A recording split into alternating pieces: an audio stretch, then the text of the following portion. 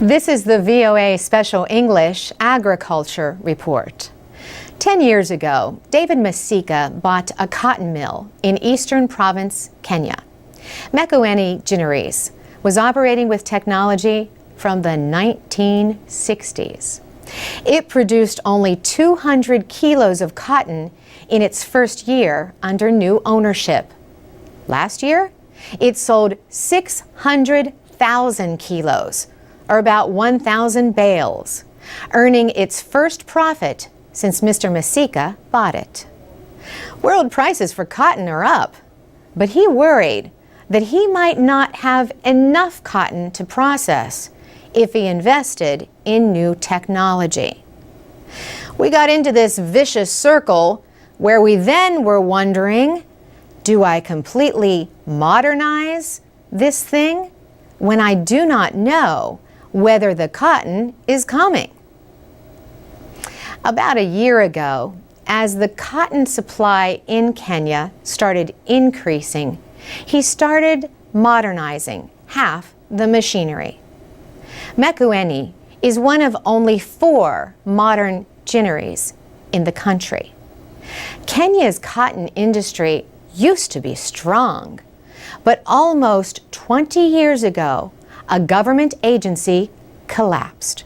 That agency had provided growers with a guaranteed price for cotton. Without that support, prices fell, and so did production.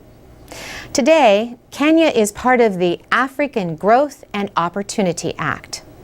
AGOA is an American law, first signed in 2000. It provides duty-free and quota-free treatment for certain clothing and other products from Africa. Kenya says its clothing exports tripled from 2001 to 2006. But Kenya's cotton and textile industry is concerned about meeting future requirements of the law. AGOA countries have been operating under what is called a third country fabric provision. This lets them use yarns and fabrics made in any country, not just AGOA countries. But starting next September, those countries must be able to find the raw materials for their products regionally. Kenya's cotton industry wants the United States Congress to extend the third country fabric provision. Micah Poan is chief executive of the Cotton Development Board.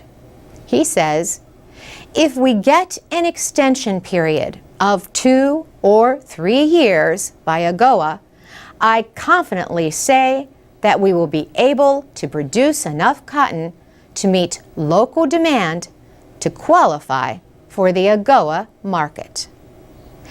African countries face not only a limited cotton supply and poor machinery, they also face problems with making cotton into fabric to produce clothing.